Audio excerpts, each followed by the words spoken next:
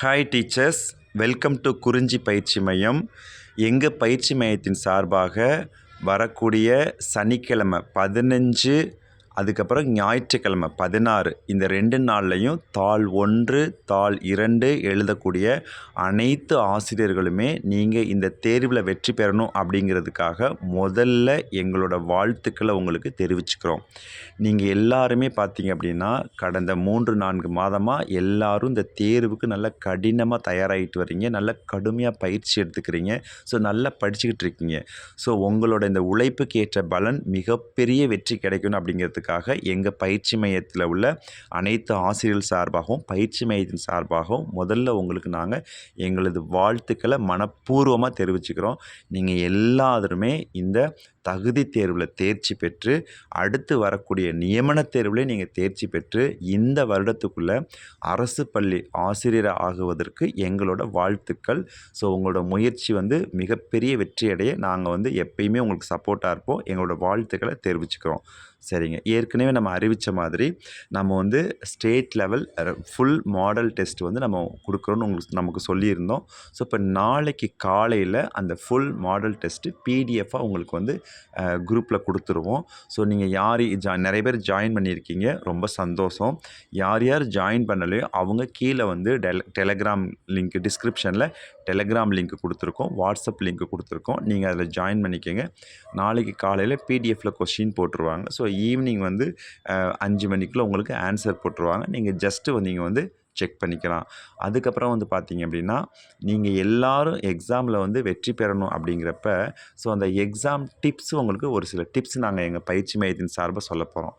First பார்த்தீங்க அப்படின்னா நீங்கள் எல்லாருமே பார்த்தீங்கன்னா நிறைய நாள் படிச்சிருக்கீங்க, பயிற்சி எடுத்திருக்கீங்க. நிறைய பேர் கேட்குற கேள்வி என்ன அப்படின்னா, சார் நான் நிறைய படிச்சிருக்கேன், பட் ஆனால் எதை பார்த்தாலும் எனக்கு புதுசாக இருக்க மாதிரி இருக்குது, ஒன்றுமே தெரியாத மாதிரி இருக்குது அப்படின்னு நிறைய பேர் கமெண்டில் கேட்குறீங்க.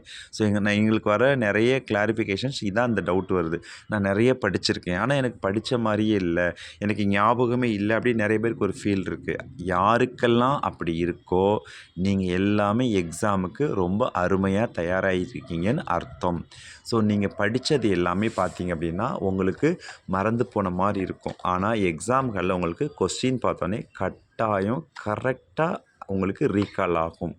ஸோ இது நீங்கள் முதல்ல நீங்கள் என்ன செய்யணும் அப்படின்னா இந்த 2 நாளும் உங்கள் மனநிலையை நல்லா பீஸ்ஃபுல்லாக வச்சுக்கோங்க.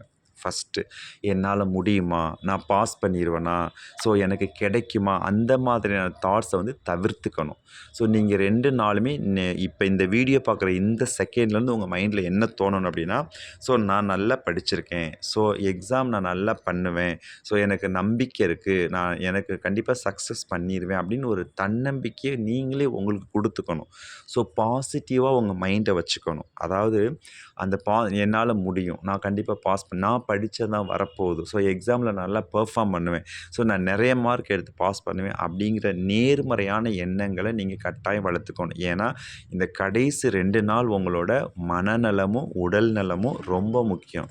அதே மாதிரி பார்த்தீங்கன்னா ஸோ இந்த 2 நாள் பார்த்தீங்கன்னா ஸோ நீங்கள் உணவு ரொம்ப கேர்ஃபுல்லாக எடுத்துக்கணும். ஸோ இந்த 2 நாள் பார்த்தீங்கன்னா ஸோ உங்கள் ஃபுட்டு நமக்கு உபாதை ஏற்படுத்தாத ஒரு சாஃப்டான ஃபுட்டு நீங்கள் 2 டேஸ் எடுத்துக்கணும். ஏன்னா 2 நாளில் உங்களுக்கு உடம்பு சரியில்லாமல் போயிடக்கூடாது. எக்ஸாம் டைமில் அப்போ உங்களுக்கு ஃபிசிக்கல் உங்களுக்கு ஒத்துழைக்கணும் அப்படின்னா நீங்கள் உணவு லைட்டான ஃபுட் எடுத்துக்கணும். அதுக்கப்புறம் நல்லா தூங்குங்க.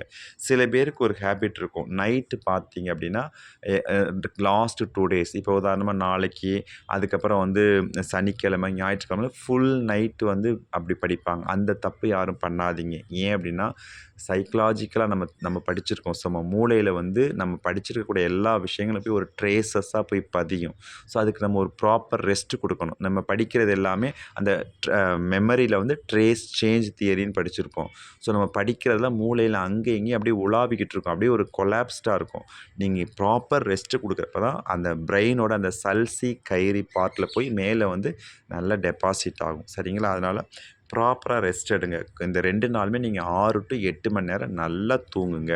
அதே மாதிரி நீங்கள் எக்ஸாம் சில பேர் தாள் 1 மட்டும் எழுதுவீங்க. சில பேர் தாள் 1, 2 2மே எழுதுவீங்க. ஸோ தாள் 1 எழுதுறவங்க இன்னைக்கு, தாள் 1 எழுதுறவங்க நாளைக்கு. ஸோ முதல் நாள் ஈவினிங்கே உங்களுக்கு என்னென்ன தேவையோ அதெல்லாம் ப்ராப்பராக எடுத்து வச்சுருங்க. ஸோ கடைசி நேர பதட்டத்தை தவிர்க்கிறதுக்காக நீங்கள் முதல் நாள் எல்லாம் எடுத்து வச்சுருங்க. ஸோ நல்லா வந்து உங்களுக்கு மைண்டை பீஸ்ஃபுல்லாக வச்சுக்கோங்க. ஸோ எக்ஸாம் அன்னைக்கு காலையில் சீக்கிரம் எழுந்திரிங்க. உங்களுக்கு பிடிச்ச தெய்வம், உங்கள் இஷ்ட தெய்வத்துக்கு நல்ல ஒரு ப்ரேயர் பண்ணுங்கள். வீட்டில் இருக்க பெரியவங்கள்ட்ட வந்து பிளெஸ்ஸிங் வாங்குங்க. அவங்கள்ட்டலாம் ஒரு ஆசீர்வாதம் வாங்குறப்ப உங்களுக்கு இன்னும் கூடுதலான ஒரு ஸ்ட்ரென்த்து கிடைக்கும். ஸோ அதே மாதிரி எக்ஸாம் சென்டரை வந்து முன்னாடியே போயிருங்க. லாஸ்ட் நேரத்தில் வந்து பரபரப்பை தவிர்க்கிறதுக்கு ஒரு 1 ஹவர் முன்னாடியே அங்கே போங்க. அதே மாதிரி பார்த்தீங்கன்னா கடைசி நேரம் எதையுமே படிக்காதீங்க. கொஞ்சம் காமாக இருங்க. ஸோ கடைசி நேரத்தில் அந்த பரபரப்பு நீங்கள் ரிலாக்ஸ்டாக உட்காந்துருந்தீங்க அப்படின்னா உங்களுக்கு எல்லாமே நல்ல ஞாபகத்துக்கு வரும். ஸோ இதெல்லாம் நீங்கள் கண்டிப்பாக நீங்கள் ஃபாலோ பண்ணணும். அதே மாதிரி எக்ஸாம் ஹாலில் அந்த கொஸ்டின் வரத்துக்கு பார்த்தோன்னே பதட்டப்படக்கூடாது. ஸோ எக்ஸாம் ஹாலுக்குள்ள நீங்கள் ரிலாக்ஸ்டாக போய் உட்காரணும். கொஸ்டினை வந்து ரிலாக்ஸ்டாக பாருங்கள். கொஸ்டினை வந்து ஒரு புரியலையா நீங்கள் ஃபுல்லாக வாசித்து பாருங்கள். ஏன்னா நீங்கள் முதல் கொஸ்டினுக்குள்ள ஆன்சர் வந்து அதுக்கான க்ளூ 10வது கொஸ்டினில் உங்களுக்கு கிடைக்கலாம். ஸோ 10வது கொஸ்டினுக்குள்ள ஆன்சர் வந்து 20வது கொஸ்டினில் உங்களுக்கு கிடைக்கலாம். ஸோ அப்போ கம்ப்ளீட்டாக படிக்கிறப்ப நம்ம ஒரு கொஸ்டினுக்குள்ள ஆன்சரோட க்ளூ இன்னொரு கொஸ்டினில் கிடைக்கும். ஸோ கொஸ்டினை தரவாக ரீட் பண்ணுங்கள். ஏன்னா இது ஓஎம்ஆர் ஷீட். ஸோ நீங்கள் வந்து சிபிடி கம்ப்யூட்டர் பேஸில் கூட நீங்கள் ஆன்சர் போட்டால் திரும்ப மாற்றிக்கலாம். பட் ஓஎம்ஆரில் அப்படி நீங்கள் மாற்ற முடியாது. அதனால் ரொம்ப கேர்ஃபுல்லாக இருங்க. ஏன்னா ஒவ்வொரு மார்க்கும் ரொம்ப முக்கியம். ஸோ அந்த ஓஎம்ஆர் ரொம்ப உங்கள் ஹால் இன்விஜிலேட்டருக்கு கொடுக்கக்கூடிய இன்ஸ்ட்ரக்ஷனை ப்ராப்பராக ஃபாலோ பண்ணுங்கள். பதட்டமே படாதீங்க. ஸோ நீங்கள் நல்லா படிச்சிருக்கீங்க, நல்லா தயாராகிருக்கீங்க. ஸோ கொஸ்டின்ஸ் உங்களுக்கு எளிமையாக ஈஸியாக தான் வரப்போகுது. ஸோ படித்தவங்களுக்கு ஈஸியாக இருக்கும். ஸோ அப்போ உங்களுக்கு வந்து நீங்கள் வந்து அந்த ஈஸியாக அப்ரோச் பண்ணீங்க அப்படின்னா நல்லா நீங்கள் வந்து பாஸ் பண்ணிடலாம். அதுக்கப்புறம் தேர்வு முடிஞ்ச உடனே அன்னைக்கு ஈவினிங்கே நம்ம பயிற்சி மையத்தில் ஆன்சர் கீ எல்லாத்தையும் நாங்கள் அப்லோட் பண்ணிடுவோம் யூடியூப்பில். நீங்கள் அதை பார்த்து என்ன செஞ்சுக்கலாம், நீங்கள் நோட் பண்ணிக்கலாம். சரிங்களா? எல்லோரும் நல்லா எக்ஸாம் எழுதுங்க. அனைவரும் வெற்றி பெற வாழ்த்துக்கள். All the best.